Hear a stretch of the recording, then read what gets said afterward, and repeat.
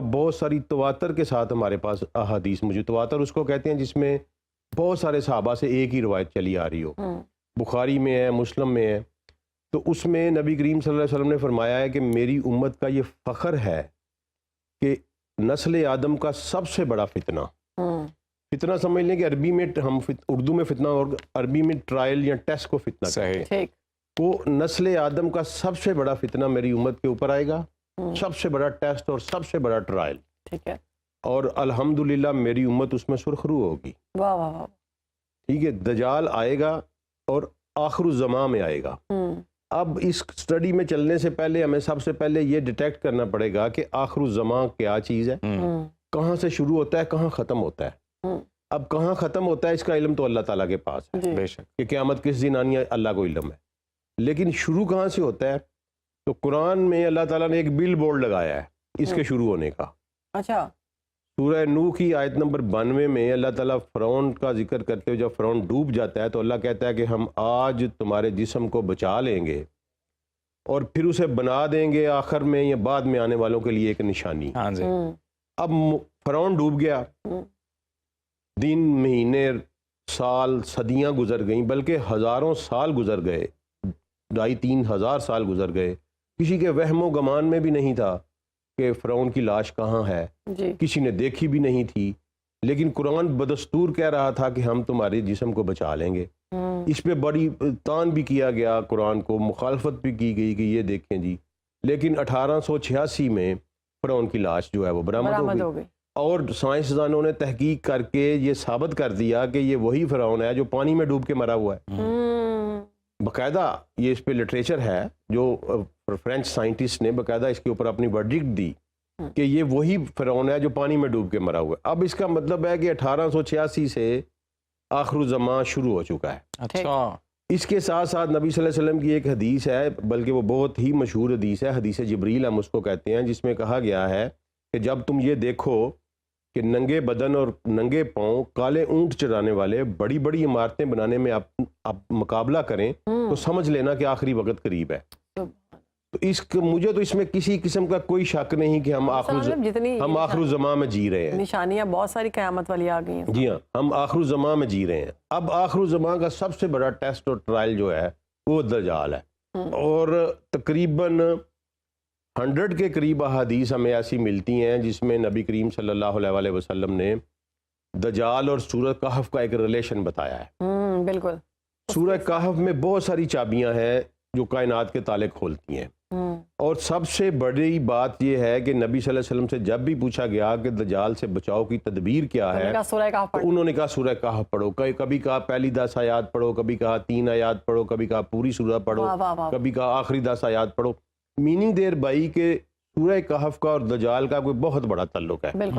تو سورہ کہف کا آغاز کہاں سے ہوتا ہے؟ اس کی پہلی آیات جو ہیں وہ یہ ہیں کہ تمام تعریفیں اللہ کے لیے ہیں جس نے اپنے بندے پر کتاب نازل کی اور اس میں کسی قسم کی کوئی کسر نہیں چھوڑی کتاب میں، بالکل سیدھی، تاکہ یہ ڈرائے ایک شدید قوت سے جو اس کی طرف سے آنے والی ہے. یہ دجال کا ذکر ہے، یہ اشارہ، ویسے دجال کا قرآن میں ذکر نہیں ہے لیکن یہ اشارہ ہے سورہ کہف جہاں شروع ہو رہی ہے وہیں اللہ تعالیٰ کہہ رہا ہے کہ یہ کتاب میں نے اتاری جس میں کوئی کسر نہیں چھوڑی، یہ سیدھی کتاب ہے تاکہ یہ ڈرائے ایک بہت بڑی قوت سے جو میری طرف سے آنے والی ہے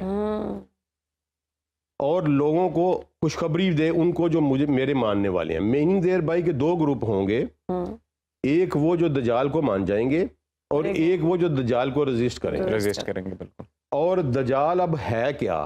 ہاں جی. اب ہم اس طرف آتے ہیں کہ دجال ہے کیا. تو میں نے جو حدیث جو میں آپ کو بتاؤں گا وہ صرف مسلم اور بخاری کی میں نے لی ہیں تاکہ 100% جن پہ کوئی شک نہیں کہ یہ صحیح احادیث ہے.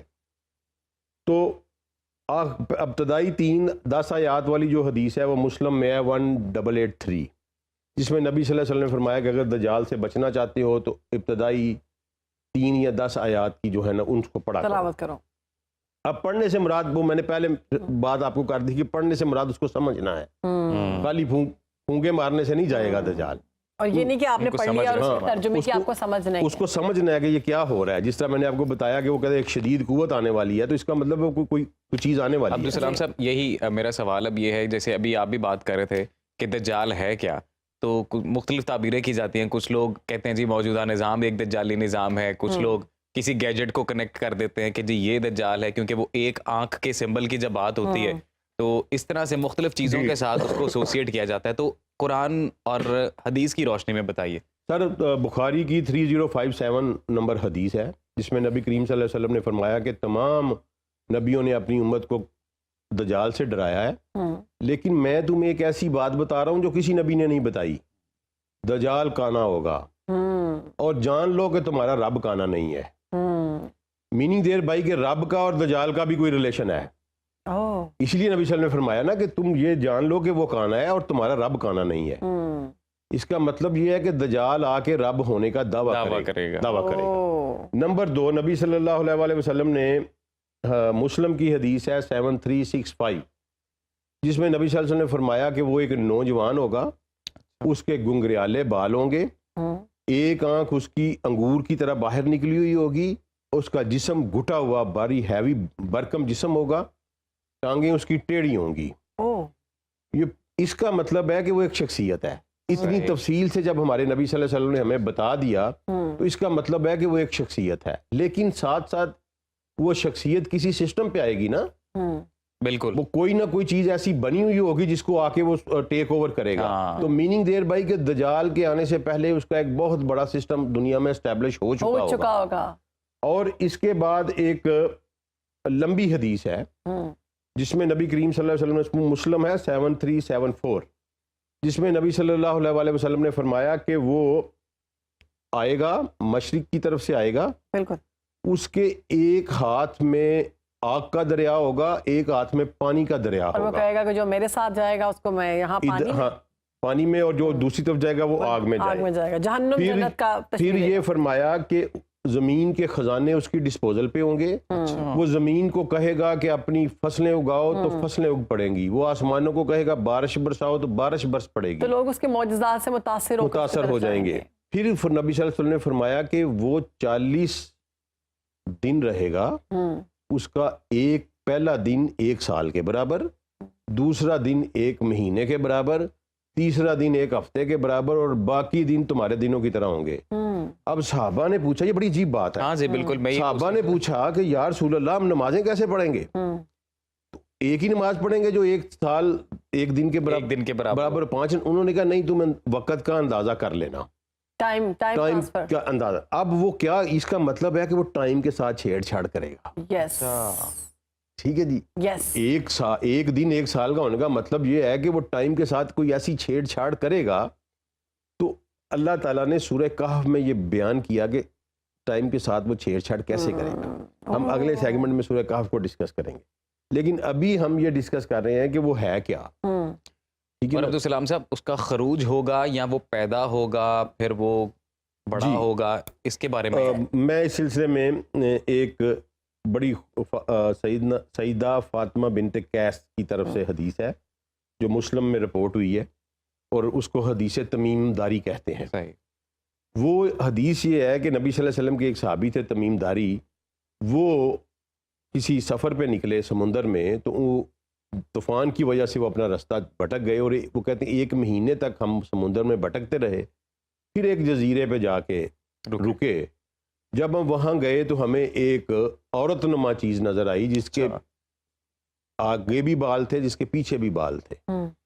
اور وہ عورت نما چیز کو ہم نے پوچھا کہ تو کیا ہے؟ اس نے کہا جی میں جساسا ہوں. جساسا کا لفظ ہے حدیث, میں جساسا ہوں.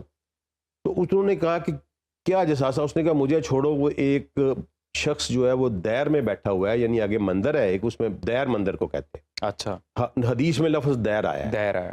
تو دیر میں بیٹھا ہوا ہے تو وہ تم سے ملنے کا خواہش مند ہے. تمیم داری کہتے ہیں کہ ہم وہاں گئے اور دیکھا کہ ایک اتنا بڑا شخص انسان تھا جس کو ہم نے کبھی دیکھا ہی نہیں تھا, اتنا بڑا انسان, اور وہ زنجیروں سے بندھا ہوا تھا. اس نے کہا سب سے پہلے کہ مجھے کون ہو؟ اس نے کہا جی ہم تو عرب لوگ ہیں اور اس طرح آپ بھٹک گئے ہیں. اس نے کہا مجھے یہ بتاؤ کہ بیسان میں کھجوریں پھل دے رہی ہیں؟ اب بیسان فلسطین کا ایک علاقہ ہے. صحیح. اس نے کہا ہاں جی پھل دے رہی ہیں. انہوں نے کہا ان قریب پھل ختم ہو جائے گا. آج وہاں پھل ختم ہو چکا. اچھا ٹھیک ہے جی. پھر اس نے کہا مجھے زغر کا چشمہ بتاؤ. کیا اس میں سے پانی نکل رہا ہے اور لوگ سراب کر رہے ہیں؟ زگر کا چشمہ شام میں تھا، خشک ہو چکا ہے. اس نے کہا ان قریب یہ خشک ہو جائے گا. خشک ہو گیا. خشک ہو گیا. تیسرا اس نے کہا مجھے بحیرہ تبریا، سی آف گلیلیو جسے ہم کہتے ہیں، کیا اس میں پانی ہے؟ انہوں نے کہا ہاں بڑا پانی ہے. اس نے کہا ان قریب یہ پانی ختم ہو جائے گا. ابھی وہ 50% کم ہو چکا ہے، ابھی پورا ختم نہیں ہوا. ٹھیک ہے، لیکن 50% کم ہو چکا ہے. وہ سی آف گلیلیو واحد میٹھے پانی کا سورس ہے اسرائیل اور فلسطین کے لیے، اور بڑی تیزی سے ڈپلیٹ ہو رہا ہے وہ. ٹھیک ہے، ایک دن وہ ختم ہو جائے گا. اب وہ 3 نشانیوں کے بعد اس نے پوچھا کہ عرب کا نبی آ گیا؟ انہوں نے کہا ہاں عرب کا نبی آ گیا. انہوں نے کہا جنگ ہو گئی عربوں کی اور ان کی؟ تمیم داری نے کہا ہاں جنگ ہو گئی اور وہ فتح یاب ہوئے. اس نے کہا یہ بہتر ہے، اب میرے بارے میں سنو، میں دجال ہوں اور ان قریب میں چھوڑ دیا جاؤں گا. یہ اتنا بڑا واقعہ ہے کہ نبی صلی اللہ علیہ وسلم نے یہ تمیم داری سے سنا. اس کے بعد پورے مدینے میں اعلان کروایا کہ لوگوں اکٹھے ہو جاؤ. لب لوگوں کو اکٹھے ہوئے، ان کو نماز پڑھائی. نماز پڑھانے کے بعد کہا کہ میں نے تمہیں کسی انعام اور لالچ کے لیے نہیں بلایا، میں نے تمہیں ایک ایسی بات کے لیے بتایا ہے جو تمیم داری نے مجھے بتائی ہے، اور یہ وہی بات ہے میں جو تمہیں بتایا کرتا ہوں. پھر نبی صلی اللہ علیہ وسلم نے اپنی زبان مبارک سے یہ پورا واقعہ لوگوں کو سنایا کہ تمیم داری نے ایسے ایسے کہا. پھر اس کے آخر میں نبی صلی اللہ علیہ وسلم نے فرمایا کہ وہ شام کے سمندر میں نہیں ہے، وہ یمن کے سمندر میں نہیں ہے، وہ مشرق میں ہے، وہ مشرق میں ہے، وہ مشرق میں ہے. اور مشرق کیا ہے؟ اب مدینہ سے آپ کھڑے ہو جائیں مسجد نبی شریف میں تو آپ مشرق کی طرف ایک خط کھینچیں. میں نے باقاعدہ نقشے کے اوپر ایک لائن ڈرا کر کے دیکھا تو وہ نکلتی ہے، وہ سب سے پہلے آتی ہے ریاض میں، ریاض سے وہ لائن آگے آ جاتی ہے قطر کے نیچے سے گزرتی ہوئی، پھر گزرتی ہے یو اے ای سے، پھر آگے سمندر میں انٹر ہو جاتی ہے اور پھر آ کے ٹکراتی ہے پاکستان کے ساحل پسنی گوادر میں. ٹھیک ہے جی. اب یہ یہاں تک سمندر ہے. اب تمیم داری جو نکلے تھے وہ نکلے تھے یمن کے رہنے والے تھے یا شام کے، تو وہ عریبین سی میں ہی ان کا بنتا ہے. وہاں سے اگر وہ کسی طرف بھولتے ہیں تو وہ اسی طرف نکلنے کا ان کا چانس بنتا ہے. عریبین سی میں، میڈیٹرینین میں وہ نہیں جا سکتے کیونکہ درمیان میں بہت بڑا ایک چکر ہے سمندر کا، اگر آپ نقشے کی طرف دیکھیں تو جب اس کی طرف آپ آتے ہیں اور آپ نے 2 چیزیں تلاش کرنی ہے. لیکن عبدالسلام صاحب جغرافیائی تبدیلیاں بھی تو کچھ رونما ہوتی ہیں نا، وہ بھی کچھ ہوئی ہیں یہ سیم ایز سر؟ جغرافی تبدیلیاں اس لحاظ سے بڑی مائنر سی اس وقت سے اب تک ہوئی ہیں، بڑی کوئی میجر تبدیلی نہیں آئی کہ ایک کانٹیننٹ اٹھا کے وہاں سے وہاں رکھ دیا گیا ہو، کیونکہ ابھی صرف 1400 سال گزرے ہیں. جغرافی تبدیلیاں جو ہیں وہ 10 15 20 ہزار سال کے بعد ایک بڑی تبدیلی. یہ بھی کہتے ہیں کہ یہ جو پانی والی روایت آپ بیان کر رہے ہیں کہ پانی میں کوئی وارم ہول ہے اور وہ وارم ہول کے ذریعے نکلیں گے. میڈم دیکھیں بالکل 100% یہی بات ہے نا. اب اس پہ دیکھنے والی بات، ایک یہ واقعہ ہے حدیث میں، ایک واقعہ ہے ابن سیاد والا. ایک بچہ پیدا ہوا یہودیوں کے گھر میں، لوگوں نے کہا یا رسول اللہ اس کی شکل شباہت ایسی ہے وہ دجال لگتا ہے، اور اس نے پرفارمنس بھی عجیب و غریب قسم کی شروع کر دی. بچپن سے ہی وہ لوگوں کو غیب کی خبریں دینے لگا مدینہ میں. تو نبی صلی اللہ علیہ وسلم خود گئے اس کے پاس، عمر فاروق بھی ساتھ تھے، نبی صلی اللہ علیہ وسلم اور بھی صحابہ ساتھ تھے. نبی صلی اللہ علیہ وسلم نے جا کے اس کے ساتھ مکالمہ کیا اور کہا کہ مجھے بتا میں کیا سوچ رہا ہوں. تو نبی صلی اللہ علیہ وسلم فرماتے ہیں کہ میں سورہ دخان سوچ رہا تھا. اس نے کہا دکھ. اس نے نبی صلی اللہ علیہ وسلم کا ذہن پڑھ لیا. ٹھیک ہے، اب نبی صلی اللہ علیہ وسلم نے کہا کہ تو غرق ہو گیا. تو سیدنا عمر فاروق نے کہا کہ یا رسول اللہ میں اسے قتل کرنے لگا ہوں. ٹھیک ہے، نبی صلی اللہ علیہ وسلم نے ایک بڑا خوبصورت جملہ کیا، وہ بہت وضاحت دیتا ہے ہمیں ساری تھیری کی. کیونکہ عمر اگر یہ دجال ہے تو اسے قتل نہیں کر سکتا. واہ واہ واہ، قتل تو کسی اور نے کرنا. اور اگر یہ نہیں ہے تو تو ایک بے قصور انسان کو مارے گا. اب یہ بتائیں مجھے کہ ایک بچہ 10-12 سال کا اور عمر فاروق 7 فٹ کا انسان اور اس کی تلوار، اس کا جاؤ جلال، وہ اس کو قتل نہیں کر سکتا. یہ کیا بات ہوئی؟ میں ایک انسان ہے نا، چھوٹا سا بچہ ہے، اب عمر فاروق تلوار سے اڑا دیں اس کو، کوئی مذائقہ تو نہیں. لیکن اگر وہ دجال ہے تو وہ اس کو قتل نہیں کر سکتا. میننگ دیر بھائی کہ وہ کچھ ایسی صفات کا مالک ہوگا جو کسی انسان کے قابو میں نہیں آ رہی ہوں گی، ایک ایکسٹرا آرڈنری مخلوق ہوگی. بالکل ہے تو مخلوق ہی لیکن ایک ایکسٹرا آرڈنری وہ مخلوق اس لیے ہوگی. کہا گیا نا کہ وہ ایسی چیزیں جی ہاں. دکھائے گا جس سے لوگ متاثر ہو کے اس کی پھر جانب سب جائیں. سے بڑی بات کہ نبی صلی اللہ علیہ وسلم نے فرمایا کہ میری امت کا بہت بڑا حصہ, اس کی طرف چل اور میڈم اس میں پریشان نہیں ہونا, انہوں نے کہا عورتوں کی بہت بڑی تعداد اس کی طرف چلی جائے گی. کیونکہ عورتیں جو ہے نا یہ گولڈ ڈگر ٹائپ زیادہ ہوتی ہاں جی. اب دجال ہے کیا؟ مطلب دجل کا لفظ جو ہے نا عربی میں یہ ایک کہتے ہیں ملمہ کاری کو, جس طرح مثلا لوہے کے اوپر سونے کا پانی چڑھا دیا جائے اور اسے سونا کہہ کے بیچا جائے, حقیقت چھپا دی جائے. اس کو دجل کہتے ہیں. اندر سے کچھ اور ہو, باہر سے کچھ اور ہو, اس کو دجل کہتے ہیں. تو وہ جتنے بھی شعبے پرفارم کرے گا نا وہ اس کو دجال, ایکچوئل نبی صلی اللہ علیہ وسلم نے اس کو جب بھی پکارا ہے تو مسیح الدجال کہہ کے پکارا ہے. صحیح. ٹھیک ہے. اب اس کی کیا ریزن ہے؟ اس کی ریزن ہے کہ نبی صلی اللہ علیہ وسلم نے ایک خواب دیکھا, یہ ہماری بخاری میں حدیث ہے کہ نبی صلی اللہ علیہ وسلم نے ایک خواب دیکھا کہ عیسیٰ علیہ السلام کعبہ کا طواف کر رہے ہیں اور دو بندوں کے کندھوں کے اوپر انہوں نے ہاتھ رکھا ہوا ہے اور ان کے پانی بہہ رہا ہے ان کے بالوں سے. تو نبی صلی اللہ علیہ وسلم میں نے پوچھا کون ہے, مجھے بتایا گیا کہ یہ عیسیٰ ابن مریم ہے. اس کے پیچھے پیچھے انہوں نے کہا یہ ایک بندہ آ رہا تھا جو ایک آنکھ سے کانا تھا, اسی طرح اس نے دو بندوں کے کاندھے پہ ہاتھ رکھا تھا, وہ بھی طواف کر رہا تھا. میں نے پوچھا یہ کون ہے, مجھے بتایا گیا کہ یہ دجال ہے. اب اس خواب کا مطلب یہ ہے کہ وہ سارے کام کرے گا جو عیسیٰ علیہ السلام نے کرے. وہ عیسیٰ علیہ السلام کے پیچھے قدم پہ قدم جا رہا ہے, اور اسی لیے اینٹی کرائسٹ کہتے ہیں. اس لیے اینٹی کرائسٹ کہتے ہیں. اب عیسیٰ علیہ السلام نے مردے زندہ کیے ہیں, وہ مردے زندہ کرے گا. عیسیٰ علیہ السلام نے مثلا انتہائی بیمار شخص کو ٹھیک کیا ہے ایک ہاتھ سے, وہ ٹھیک کرے گا. اسی پہ خواتین زیادہ جائیں گی, اسی پہ خواتین زیادہ جائیں گی. اور یہاں تک نبی صلی اللہ علیہ وسلم نے فرمایا کہ ایک مومن بندہ اپنی بہن, اپنی بیٹی, اپنی ماں, اپنی پھوپھی کو بازو سے پکڑ پکڑ کے کھینچے گا کہ نہ جاؤ, وہ پھر بھی چلی جائیں گی. ٹھیک ہے. اب وہ یہ دجل کرے گا. نبی صلی اللہ علیہ وسلم نے فرمایا کہ جو اس کا پانی ہوگا وہ اصل میں آگ ہوگی, اور جو آگ ہوگی وہ اصل میں پانی ہوگا. اگر وہ کہیں تمہیں مل جائے تو اس کی آگ میں کود جانا, اپنے بہتر ہوگی. اپنی تم جنت میں جا نکلو گے. انہوں نے اپنی امت کو وہ یہاں تک بتا کے گئے ہیں کہ اب وہ آگ, اور کیونکہ دجل ہے نا, ظاہری طور پہ آگ نظر آ رہی ہے, اندر پانی ہے. عبدالسلام صاحب وقت بہت کم ہے, میں چاہتا ہوں کہ آپ اگر وہ نشانی ایگزیکٹ بتا دیں کہ حالات تب کیا ہوں گے جب جی وہ آنے والا خروج. سب سے پہلے سر وہ یہ ہے کہ 3 سال پہلے قحط ہوگا. قحط ہوگا, اور وہ اس کا سب سے پہلا شعبہ وہ جو شروع ہوگا وہ ہیومن رائٹ سے شروع ہوگا. اچھا ٹھیک ہے. پوری دنیا میں قحط ہوگا. پوری دنیا میں قحط ہوگا, اور وہ چیریٹی شروع کرے گا. ابھی ہم فلسطین میں تو دیکھ رہے ہیں قحط. وہ چیریٹی شروع کرے گا. وہ یہ کہے گا کہ وہ جہاں جائے گا زمین کو کہے گا کہ اگل, اپنے خزانے اگل, اور سارے اس کے معجزات وہ زمین اگلے گی. پھر وہ کیا کہ مجھے رب مانو. اب یہ بڑی بریک لائن ہے, what is رب اینڈ what is الہ. یہ ایک ڈیفرنس کرنا پڑے گا. وہ الہ کا دعویٰ نہیں کرے گا, وہ کبھی آپ سے یہ نہیں کہے گا کہ مجھے سجدہ کرو. اچھا. نیور سر, نیور. وہ کہے گا مجھے رب مانو. رب کیا ہوتا ہے, اور الہ وہ ہوتا ہے جس کے قانون کے تابع آپ زندگی گزارتے ہیں, آپ جس کے آگے جھک جاتے ہیں, وہ اس کو الہ کہتے ہیں. رب وہ ہوتا ہے جو آپ کا سبسسٹنس کا, آپ کی اکانومی کا مالک ہوتا ہے. اچھا. وہ سب سے پہلے اکانومی پہ قبضہ کرے گا. وہ قبضہ کر کے کہے گا کہ مجھے اپنا رب مانو تو میں تمہاری اکانومی کھول دیتا ہوں. اور نبی صلی اللہ علیہ وسلم نے فرمایا کہ جب جو اس کو مان لیں گے وہ اتنے خوشحال ہو جائیں گے کہ دنوں میں ان کے دن پھر جائیں گے, اور ان کے جانور جو ہیں وہ چرنے کے لیے جائیں گے اور واپس آئیں گے تو ان کے حوانے دودھ سے بھرے ہوئے ہوں گے. اور جو اس کو نہیں مانیں گے وہ قحط کا شکار ہو جائیں گے اور مرنے کی حد تک چلے جائیں گے. اور اپنی امت کو فرمایا کہ اس کے قریب نہ جانا, تمہیں پتہ چلے کہ وہاں دجال ہے, وہاں سے بھاگ جانا. اس کا فرمایا ایک مومن جو عبادات میں بہت راسخ ہوگا وہ یہ کہے گا کہ مجھے کیا کہہ لینا ہے اس نے. وہ اس کے قریب جائے گا, اسے بحث کرے گا اور اس کا مطیع ہو جائے گا. یعنی اتنے کنونسنگ آرگومنٹس ہوں گے, اتنی بڑی ٹیکنالوجی, بہت مشکل ہوگا اپنے آپ کو سنبھالنا. اب یہ ٹیکنالوجی دیکھیں نا کدھر جا رہی ہے.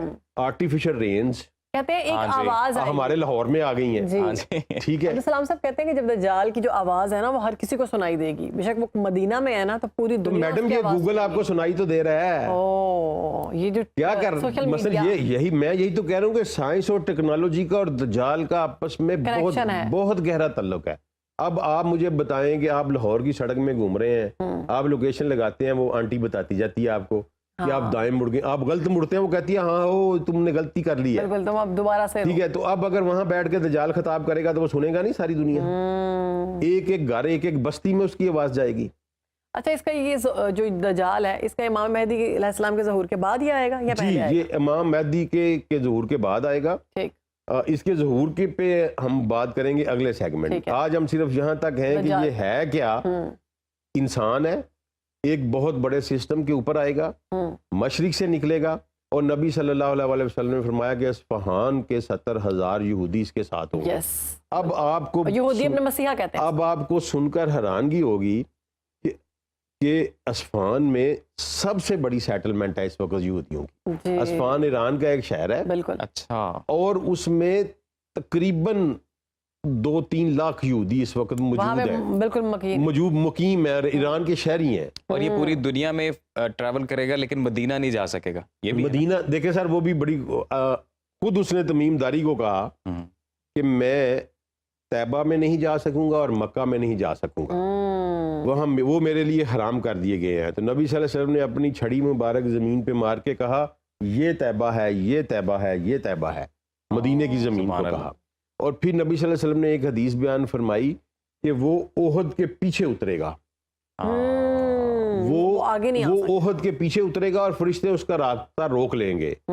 اب حیران کن حد تک مدینہ کا جو پرنس محمد بن عبدالعزیز ایئرپورٹ ہے وہ ایگزیکٹ احد کے پیچھے لوکیٹڈ ہے. میں نہیں جانتا اس کا کیا مطلب ہے, میں نہیں کسی کو چارج کرتا, لیکن مجھے اپنے نبی کی بات یاد آتی ہے اور مجھے اپنے نبی کی صداقت پہ اش کرنے کو دل کرتا ہے کہ آپ آج جا کے چیک کر لیں, آپ میپ کھولیں, لوکیشن والا میپ کھولیں, احد کے پہاڑ کو آپ کراس کرتے ہیں, ایگزیکٹ اس کی پچھلی سائڈ کے اوپر مدینہ کا ایئرپورٹ موجود ہے. ایئرپورٹ پہ اترے گا نبی صلی اللہ علیہ وسلم نے فرمایا, نازل کا لفظ یوز کیا کہ وہ نازل اترے گا, احد کے پیچھے اترے گا. تو اس کا کیا مطلب ہے, وہ لینڈ کرے گا احد کے پیچھے, احد کے پیچھے مدینہ کا ایئرپورٹ بن چکا ہے. پھر نبی صلی اللہ علیہ وسلم نے فرمایا کہ عیسیٰ علیہ السلام اس کو لد کے مقام پر قتل کریں گے. اچھا, آج لد اسرائیل کا شہر ہے اور اسرائیل کا سب سے بڑا انٹرنیشنل ایئرپورٹ لد کا ایئرپورٹ ہے. اچھا, یعنی کہ پھر بھاگتے ہوئے فلائی کرنے کی کوشش کرے گا. اچھا, یہ ایسے فیکٹس ہیں کہ آپ گوگل کے اوپر چیک کر سکتے ہیں, آپ کو مل جائیں گے. آپ کو مل جائیں گے.